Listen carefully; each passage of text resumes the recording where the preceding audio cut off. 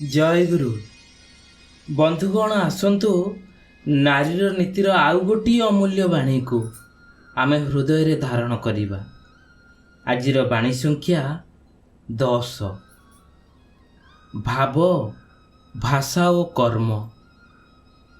ଭାବ ଭାଷାକୁ ମୁଖର କରି ତୋଳେ, ପୁଣି ଭାବ ହିଁ କର୍ମକୁ ନିୟନ୍ତ୍ରିତ କରେ, ଆଉ ଭାବନାର ହିଁ ଭାବ ଉଦିତ ହୁଏ।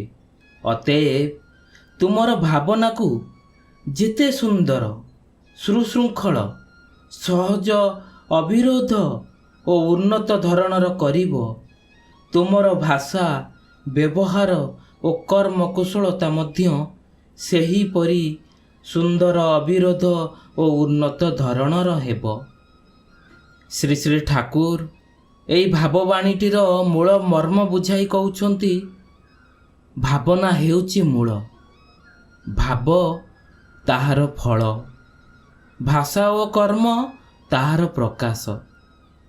ଏହି ଧାରାକୁ ଆମେମାନେ ଯଦି ଶ୍ରୀ ଶ୍ରୀ ଠାକୁର ଅନୁକୂଳ ଚନ୍ଦ୍ରଙ୍କ ଭାବଭକ୍ତିର ଆଲୋକରେ ବୁଝିବା, ତେବେ ଏହା କେବଳ ଏକ ନୀତି କଥା ନୁହେଁ ବନ୍ଧୁଗଣ, ଏହା ହେଉଛି ଜୀବନ ଗଠନର ଏକ ମହାମନ୍ତ୍ର। ଠାକୁର ସବୁବେଳେ କହୁଥିଲେ, ମଣିଷ ଯାହା ଭାବେ ସେହିପରି ହୁଏ। ଭାବନା ହେଉଛି ଆମ ଜୀବନର ଅଦୃଶ୍ୟ ଶିଳ୍ପୀ। ମନରେ ଯେପରି ଧାରଣା ରହେ ସେହିପରି ଆମର ଭିତରେ ଗଠନ ହୁଏ। ଯଦି ଭାବନା ବିଶୃଙ୍ଖଳିତ ହୁଏ, ସନ୍ଦେହପୂର୍ଣ୍ଣ ହୁଏ, ଈର୍ଷାମୟ ଓ ବିରୋଧ ଭାବୀ ହୁଏ, ତେବେ ଭାବ ମଧ୍ୟ ସେହିପରି ଦୁର୍ବଳ ଓ ଅସ୍ଥିର ହୋଇଯାଏ। ଏହାପରେ ଭାଷା ହୁଏ କଟୁ, କର୍ମ ହୁଏ ବିକୃତ, ଆଉ ସମ୍ପର୍କ ମଧ୍ୟ ତିଷ୍ଠେ ନାହିଁ, ବରଂ ଭାଙ୍ଗିଯାଏ। ଠାକୁରଙ୍କ ମତରେ ଭାବନାକୁ ଇଷ୍ଟମୁଖୀ କର, ତାହେଲେ ଯାଇ ଜୀବନ ଉନ୍ନତ ହେବ।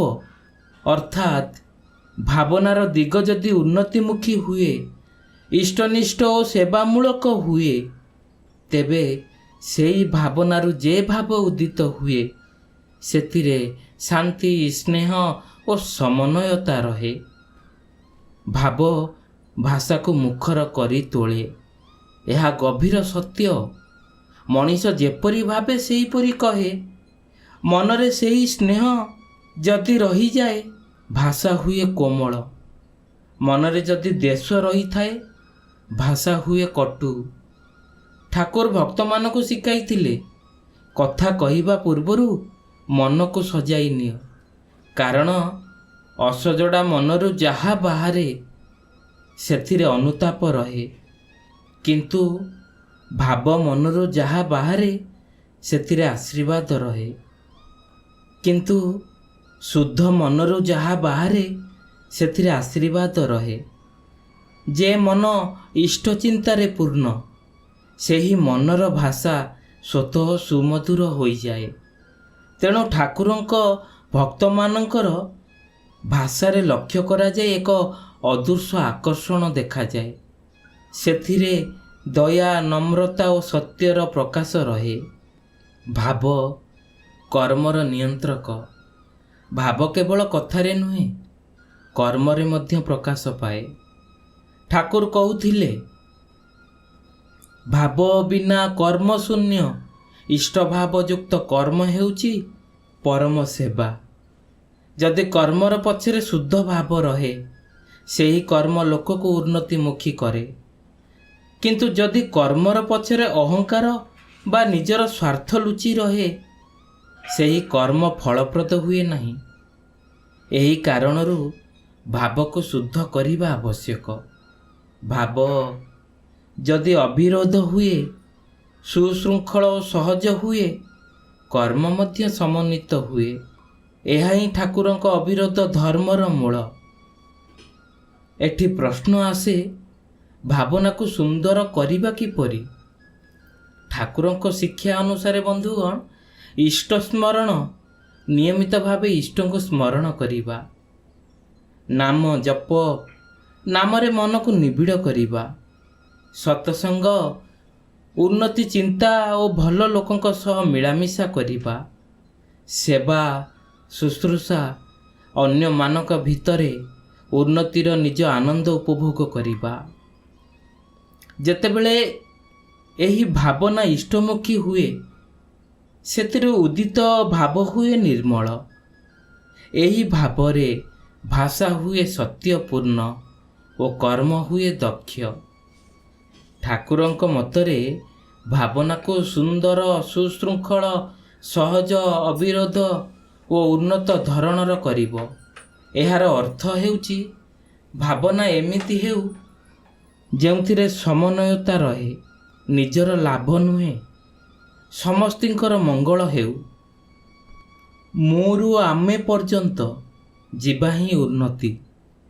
ଭାବନା ଯଦି କେବଳ ନିଜ ପାଇଁ ହୁଏ, ତେବେ ସେଥିରେ ସଂକୀର୍ଣ୍ଣତା ଆସେ। କିନ୍ତୁ ଭାବନା ଯଦି ଇଷ୍ଟ ଓ ସମାଜମୁଖୀ ହୁଏ, ସେଥିରେ ବିସ୍ତାର ଆସେ। ଅବିରୋଧ ଭାବ ମାନେ ବିରୋଧ ସୃଷ୍ଟି ନ କରି ସମନ୍ୱୟତା ସୃଷ୍ଟି କରିବା। ଠାକୁରଙ୍କ ଜୀବନ ଏହାର ଅତି ଉଜ୍ଜଳ ଉଦାହରଣ। ସେ କହୁଥିଲେ ଯାହା, କରି ଦେଖାଉଥିଲେ ତାହା। ଯାହା ଜୀବନକୁ ବଢ଼ାଏ ସେ ହିଁ ଧର୍ମ।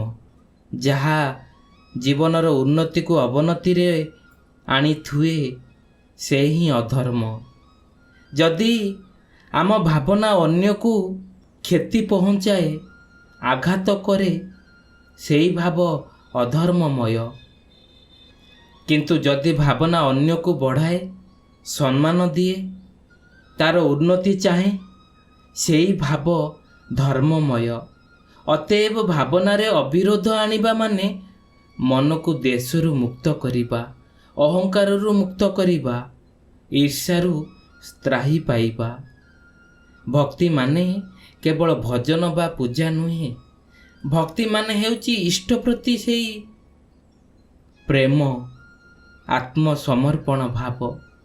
ଯେତେବେଳେ ମନ ଇଷ୍ଟକୁ କେନ୍ଦ୍ର କରି ରୁହେ, ତେବେ ଭାବନା ସ୍ୱତଃ ଶୁଦ୍ଧ ହୋଇଯାଏ। ଏହି ଶୁଦ୍ଧ ଭାବରୁ ଯେ କଥା ବାହାରେ, ସେଥିରେ ଆଶୀର୍ବାଦ ରହେ। ଆଉ ଯେ କର୍ମ ବାହାରେ, ସେଥିରେ ସେବା ପୂରି ରହେ। ଠାକୁରଙ୍କ ଭକ୍ତମାନେ ଏହି ମନ୍ତ୍ର ଅନୁଭବ କରିଥିଲେ ଯେ ଭାବକୁ ଇଷ୍ଟେ ଦିଏ, ଜୀବନ ତାର ଉଜ୍ଜଳ ହୁଏ। ଏହି ଶିକ୍ଷା କେବଳ ଆଧ୍ୟାତ୍ମିକ ନୁହେଁ, ପ୍ରାୟୋଗିକ ମଧ୍ୟ। ପରିବାରରେ ସମ୍ମାନ ରଖିବାକୁ ହେଲେ ପ୍ରଥମେ ଭାବନାକୁ ସମ୍ମାନମୟ କର। ପଢ଼ାଶୁଣାରେ ଦକ୍ଷ ହେବାକୁ ହେଲେ ଭାବନାକୁ ଲକ୍ଷ୍ୟମୁଖୀ କର, ଇଷ୍ଟମୁଖୀ କର। ସମାଜରେ ଆଦର ପାଇବାକୁ ହେଲେ ଭାବକୁ ସେବାମୁଖୀ କର।